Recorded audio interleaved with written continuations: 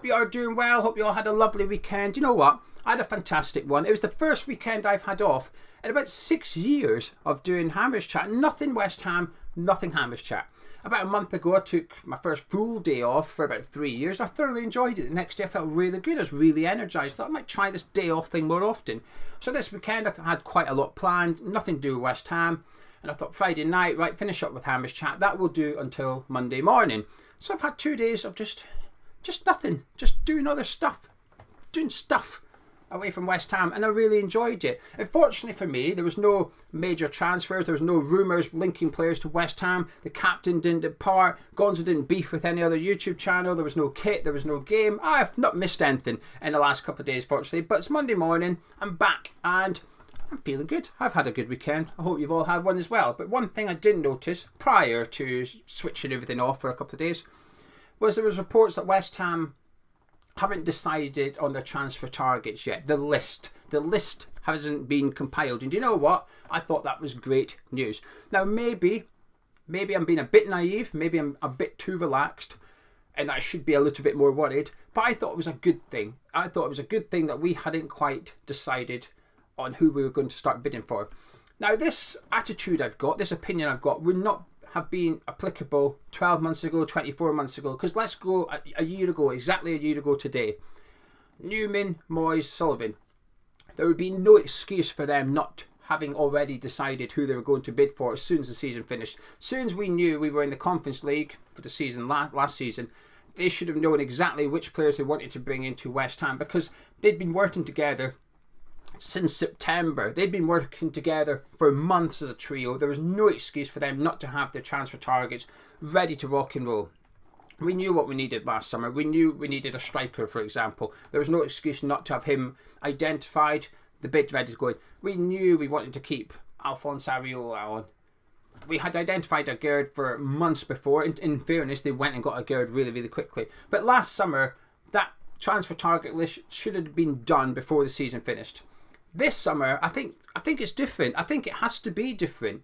We can't employ a technical director and allow what was perhaps the original list of targets to remain the same. That had to get ripped up. David Moyes and Rob Newman's list that they might have had in February, which they would have done, because they would have been and should have been preparing for this summer transfer window as if the technical director wasn't going to happen.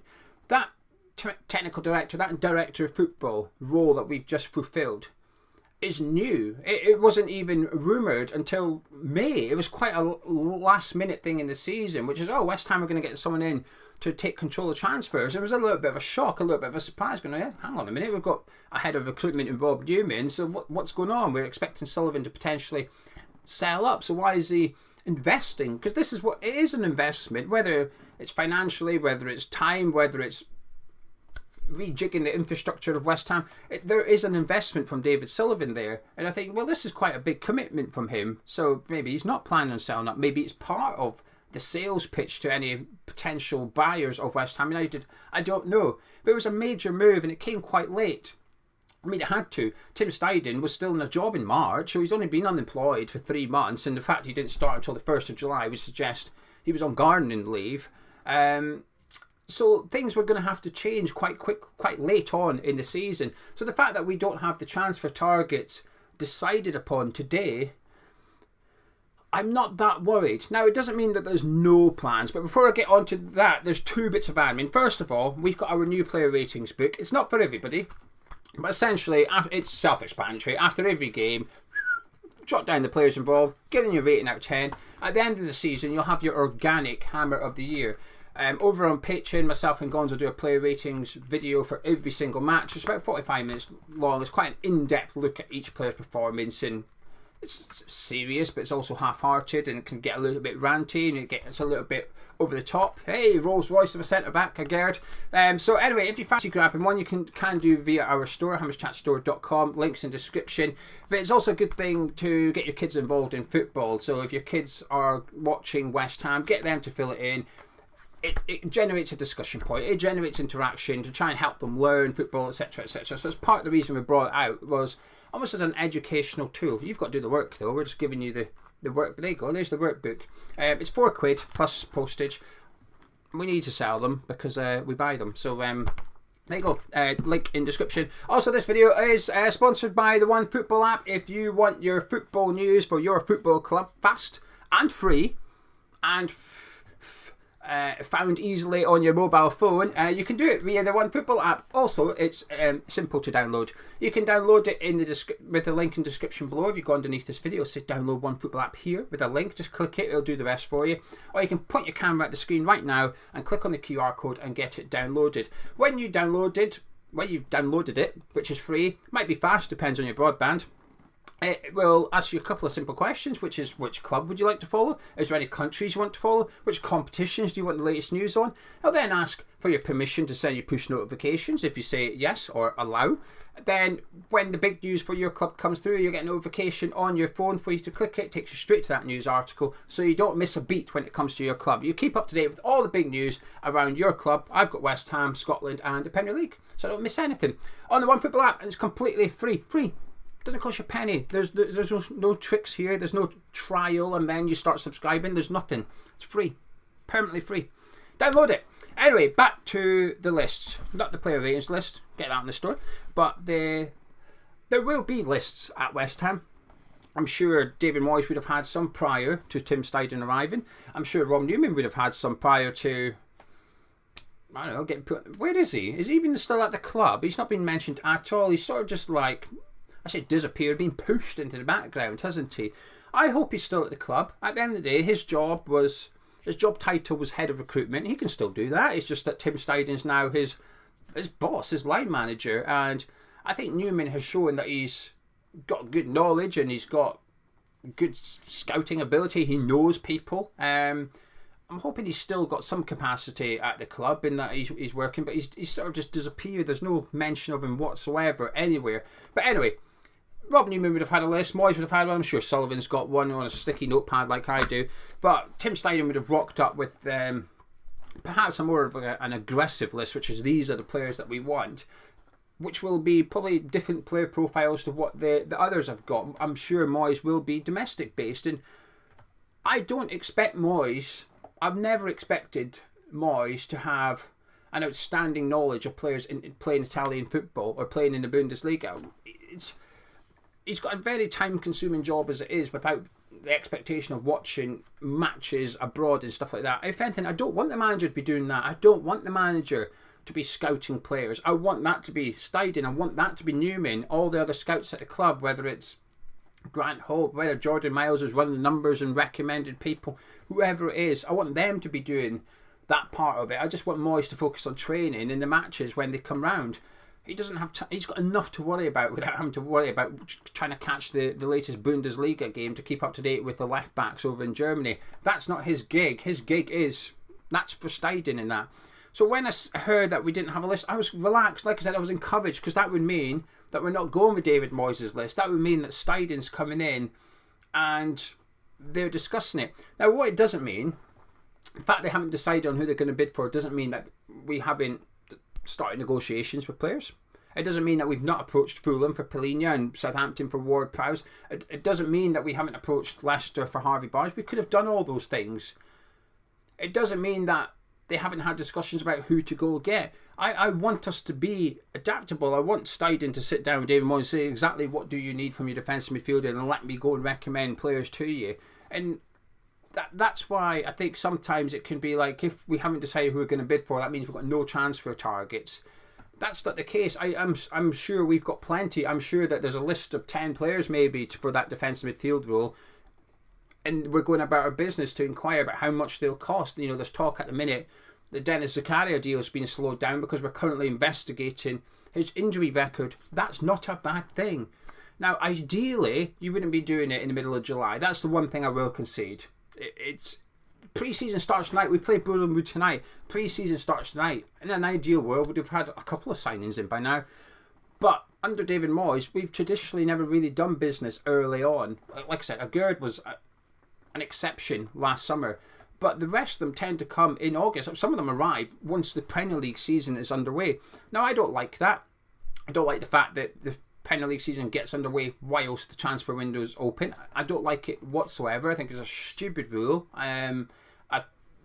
how you can expect some players to play for the club when they're trying to leave. I don't know. I don't get it. I don't like it. But that's the situation. We've always tended to do our business late on. And I'll be honest with you, you can count on one hand how many players have currently moved in the transfer window that I think, oh, wish West Ham were in for them. Oh, that was a good signing for that club. Why weren't we in there? There's not that many. I see Harvey Barnes. We'll talk about him in a second. But today's opinion and blabbering was more about the fact that I'm pretty relaxed and I'm quite encouraged that we haven't decided our transfer targets yet. That will happen. Maybe this week. Maybe we have decided a couple that we're just keeping it hush-hush and we're going about our business and stuff. But the minute Tim Steidten arrived, things had to change. And that list of transfer targets was probably the first thing that had to change. The way that we go about our transfer business was probably had to change. The players, the type of players we're identifying probably had to change. Because we've got to be careful. We've got to keep an eye on that homegrown counter. I know it gets a bit boring. Gonzo doesn't like it when I keep reminding him that we've got to keep an eye on homegrown players. And we've also got to keep an eye on the Europa League squad, because 4 of those players need to be academy trained. At the minute, assuming Declan Rice goes, we've only got Ben Johnson and Connor Coventry. That's it. And before people start saying Mubama, you don't need to register them. They can play anyway. But they have to be at the club for 3 years as well. So that rules out Callum Marshall. That rules out Patrick Kelly. They've not been here long enough to be registered. We could have used Trott, but he's gone out on loan. So we've got to be careful with the squad size. We've got to be careful with the homegrown players. So that's something we've got to take into consideration. We're going to buy 1 or 2 homegrown players. Who's it going to be? Is Harvey Barnes one of those? Is he worth paying an extra 5 to 10 million for? So then, because let's say you had to go get we decided Harvey Barnes was a bit too rich for us. We're going to go after another player that isn't homegrown. That forces your hand a bit. Now, when you go get a defensive midfielder or whatever, they're going to have to be homegrown. That's going to restrict you massively as to who you can go get. So this is the type of conversations I expect Steidten and Moyes and Sullivan and Mark Noble all to be having to compile that list. And I'm quite chilled. Just like I said, just because we haven't made bids yet doesn't mean we don't know who we want. It doesn't mean we haven't started inquiries. And I'm still relatively hopeful that this window can be a successful one. I've seen us being linked to a real Betis defender today. Now, I've never heard of him. I don't know him, so I can't really say much about him. But when I see links like that, I think, well, this is encouraging, because it's kind of believable that Steidten would perhaps have identified a defender from Spain and say, this is who we're going to go get. I'm okay with that. I'm excited. I am still looking forward to this transfer window. Now, in regards to Harvey Barnes, obviously I've seen the reports that Newcastle are sort of favourites to sign him. The price tag of 50 million, I don't believe. I think I'd be shocked if he went for 50 million. 35 maybe is what I would expect him to go for. Maddison's the barometer here, 40 million. He's not worth more than Maddison. But if Newcastle come in for a player, why would he come to West Ham? They don't support Barnes doesn't support West Ham. Harvey Barnes plays football as a job. He's going to pick the best place of employment for himself. And when it comes to us or Newcastle, there's no competition anymore. They've got Champions League football now. Why would he not go to Newcastle? He's joining a project that's quite early, but in 3-4 years, he might win a major trophy there, whether it be just the FA Cup, challenging for the pennant. We don't know. We don't know what the future holds for Newcastle, but I've got a feeling they're not going anywhere in that top 7 this season, next season. I don't think they're only going to get stronger.